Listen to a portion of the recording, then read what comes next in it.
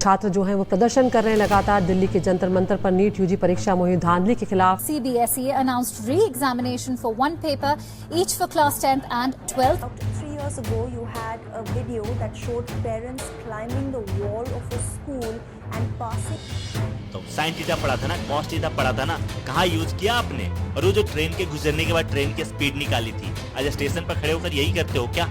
और वो जो ब्लड रिलेशन निकाला था, असल जिंदगी में काम आया?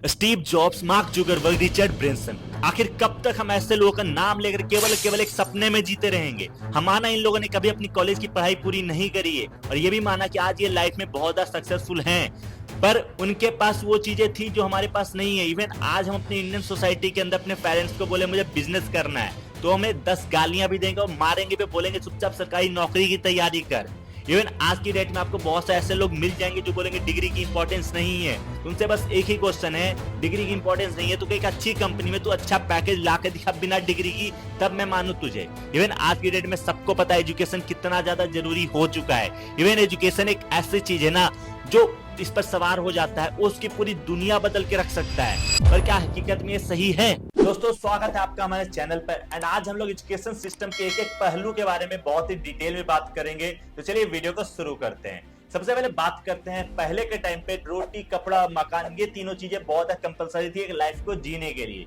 बट आज की डेट में रोटी, कपड़ा, मकान के साथ साथ एजुकेशन भी कंपलसरी माना जाता है। इवन कहा जाता है कि यदि आप अच्छे से पढ़ाई कर लेते हो तो आपकी गरीबी ठीक हो जाएगी, आपका विकास हो जाएगा। बिना पढ़ाई के आप अपने आप को विकास नहीं कर सकते। बट क्या ये सच्चाई है? आज की डेट में हम बात करें तो क्या एजुकेशन सिस्टम वो हमें दे पा रहा है जिसकी हमें नीड है? क्या एजुकेशन सिस्टम इतना कैपेबल है कि जो हम ड्रीम्स देख रहे हैं कि वो सिर्फ एजुकेशन सिस्टम के बदौलत वो ड्रीम्स हम लोग अचीव कर पाए? आप खुद सोचिए और खुद को जवाब दीजिए। आपने अभी तक जो भी पढ़ाई करी है उसमें से कितनी चीजें ऐसी है जो ने आपने काम में ली हो और कितनी चीजें ऐसी है जो आपने बहुत ज्यादा अच्छे से पढ़ाई की हो बट उसका आप यूज कर रहे हो? समझ नहीं आ रहा? चलो याद दिलाता हूँ। साइन थीटा पढ़ा था ना, कॉस थीटा पढ़ा था ना, कहाँ यूज किया आपने? और वो जो ट्रेन के गुजरने के बाद ट्रेन की स्पीड निकाली थी, आज स्टेशन पर खड़े होकर यही करते हो क्या? और वो जो ब्लड रिलेशन निकाला था, असल जिंदगी में काम आया? और अकबर के खानदान का लेखा जोखा कोई पूछता है क्या आपसे? आपका जवाब हमारे साथ साथ सभी को पता है क्योंकि हम सभी का जवाब एक जैसा ही है। एजुकेशन का सही अर्थ क्या है? क्या एजुकेशन का उद्देश्य सिर्फ एक डिग्री हासिल करना रह गया है या इससे भी कुछ अधिक होना चाहिए? क्या यह केवल बुक्स और एग्जाम्स तक सीमित रह चुका है या जीवन के इंपॉर्टेंट स्किल्स और वैल्यूज को भी सिखाना चाहिए? क्योंकि भारत जितने इंजीनियर पैदा करता है ना उतनी तो स्विट्जरलैंड की पूरी आबादी भी नहीं है। फिर भी यदि हम रिसर्च एंड डेवलपमेंट की बात करें तो स्विट्जरलैंड हमसे बहुत ज्यादा आगे है। इवन भारत ने आजादी के बाद से साइंस में एक भी नोबेल पुरस्कार आज तक नहीं जीता है, जबकि अमेरिका ने 100 से ज्यादा नोबेल पुरस्कार जीते हैं। एसर यानी annual status of education report को यदि हम लोग सच मान ले तो 83% इंडियन एजुकेट्स के पास अभी जो स्किल्स है ना उसके बजूते पे उनको कोई जॉब्स दे ही नहीं सकता, वो एम्प्लॉयबल है ही नहीं। पर ऐसी स्थिति पहुंची क्यों? क्या ऐसा रीजन था कि आज एजुकेशन सिस्टम इतना ज्यादा खराब हो चुका है? तो चलिए थोड़ा सा हम लोग एजुकेशन सिस्टम की हिस्ट्री के बारे में जानते हैं। और हिस्ट्री से जानने से पहले हम लोग चलते हैं गुरुकुल के टाइम पर कि उस टाइम हमारा एजुकेशन सिस्टम था कैसा। यदि गुरुकुल टाइम की हम लोग बात करें तो उस टाइम हमारे एजुकेशन सिस्टम का जो काम था ना वो सिर्फ एजुकेशन देना नहीं था। उस टाइम हमारे एजुकेशन सिस्टम का मेन काम था स्टूडेंट्स को वैल्यूज सिखाना, मोरल सिखाना कि दूसरे की रिस्पेक्ट कैसे करनी है। जैसे गुरुकुल टाइम की बात करें तो वहाँ स्टूडेंट्स फैमिली के साथ नहीं अपने गुरु लोग के साथ रहते थे, वहाँ एजुकेशन सीखते थे, एजुकेशन के साथ साथ सीखते थे लाइफ में और क्या क्या चीजें करनी चाहिए, क्या क्या चीजें नहीं करनी चाहिए। तो उन्हें ओवरऑल सारी चीजें का एक्सपीरियंस मिलता था। बट आज के टाइम पे हम लोग बात करें तो एजुकेशन सिस्टम सिर्फ बुक्स, मार्क्स के पीछे सिमट कर रह चुका है। आज की डेट में क्रिएटिव वर्क, मोरल, इथिक्स जैसे वर्ड्स किताबों में होते ही नहीं है। उनका सिर्फ एक ही मतलब होता है, जो ज्यादा रटेगा वो ज्यादा बुद्धिमान होगा। बट प्राचीन काल में ऐसा बिल्कुल नहीं था। वहां पर रट्टू तोता बनने से कोई फायदा नहीं होता था। वहां पर आपको रेगुलर प्रैक्टिकल वर्क करने को मिलता था जिससे आप ज्यादा सीख पाते थे। बट आज की डेट में प्रैक्टिकल वर्क का तो मानो कुछ है ही नहीं। फिर आए विदेशी, उन्होंने पूरे एजुकेशन सिस्टम के पैटर्न को ही चेंज कर दिया। मुगल साम्राज्य के दौरान एजुकेशन का प्राइमरी फोकस होता था धार्मिक एजुकेशन, विशेष रूप से इस्लामी एजुकेशन पर पहुंच गया और इसमें कुरान, हदीस, न्यायशास्त्र, धर्मशास्त्र और फारसी जैसे सब्जेक्ट्स को ऐड कर दिया गया जो कि बेसिकली दरबार में बोली जाती थी और प्रशासन और साहित्यिक प्रवचन में यूज की जाती थी। उसके बाद आए ब्रिटिश और एजुकेशन का पूरा सिस्टम ही बदल गया। अभी तक जो एजुकेशन सीखने और जीवन में आगे बढ़ने के लिए था वह केवल एक डिग्री के फॉर्मेट में बदल गई। ऐसा नहीं था कि ये एजुकेशन सिस्टम हमारे लिए जरूरी नहीं था। दरअसल पहले हमारा क्या होता था, जो बंदे को जो पढ़ना है वो पढ़ सकता था और अपने आप को विद्वान बोल सकता था। कोई ऐसा फॉर्मेट नहीं था जिससे हम पूरे इंडिया में समानता ला पाए कि हाँ तुमने सही में एजुकेशन करी है या नहीं करी। देन अंग्रेजों ने एक एजुकेशन सिस्टम की नींव रखी जो उनके एडमिनिस्ट्रेटिव वर्क को सही रूप से चलाने के लिए इंडियंस को एजुकेट कर सके। इस सिस्टम का मुख्य उद्देश्य कागजी नॉलेज देना था ताकि अधिकतर लोग सिर्फ क्लर्क और छोटे कर्मचारी ही बनकर रह सके। फिर उनका मानना था कि यदि इंडियंस पढ़ लेंगे तो हमारे लिए यहाँ पे शासन करना थोड़ा सा मुश्किल हो जाएगा। इसलिए उन्होंने अपने एजुकेशन सिस्टम को इस तरीके से डिजाइन करा कि मेनली लोग सिर्फ क्लर्क और छोटे कर्मचारी ही बन सके। यानी आज जिस एजुकेशन सिस्टम को हम देख रहे हैं वो केवल और केवल गुलाम बनाने के लिए था। इसलिए तो आज लोग नौकरी वाली सोच और गुलामों वाली मानसिकता को लेकर जी रहे हैं। इस एजुकेशन सिस्टम ने क्रिटिकल थिंकिंग और क्रिएटिविटी को दबा दिया है और एजुकेशन को केवल एग्जाम पर सेंट्रलाइज कर दिया।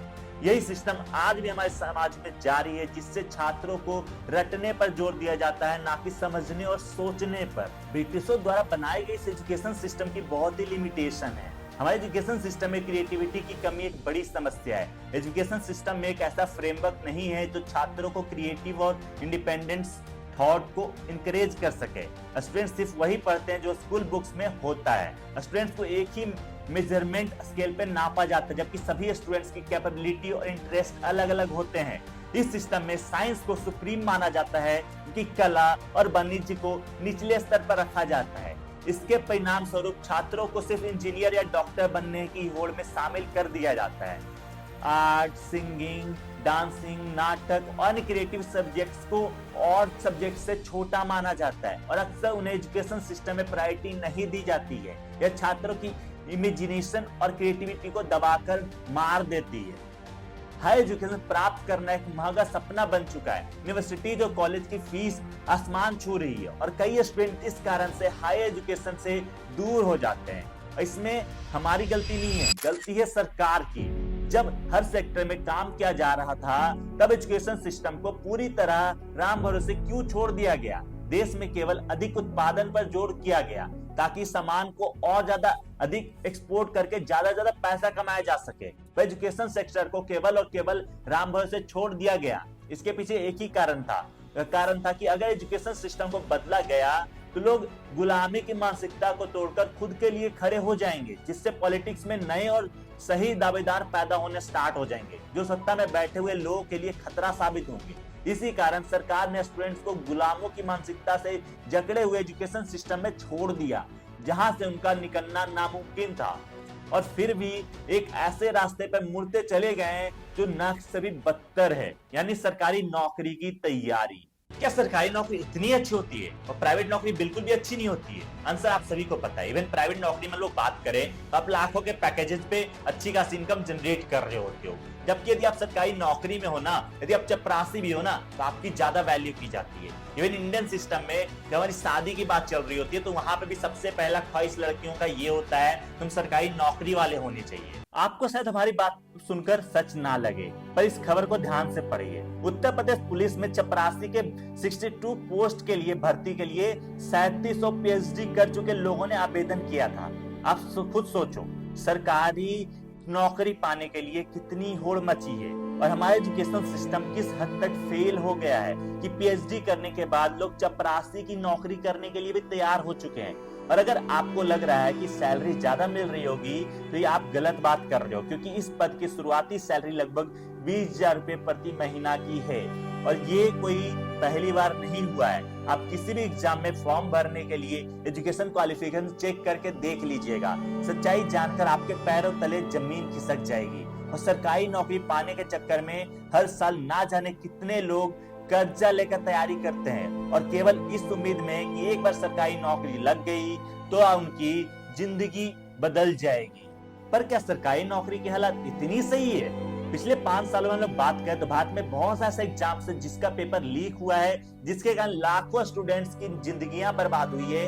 इवन बहुत ऐसे लोग थे जो जॉब के प्रिपरेशन कर रहे थे, उनका लास्ट ईयर था बट पेपर लीक होने के कारण उनकी जिंदगी बर्बाद हो गई। 2019 से 2024 के बीच में टोटल 64 से ज्यादा ऐसे एग्जाम्स हुए थे जिनके पेपर लीक हो गए थे, जिसमें शामिल था नीट, जी, रीट और पुलिस वगैरह के भी एग्जाम शामिल थे।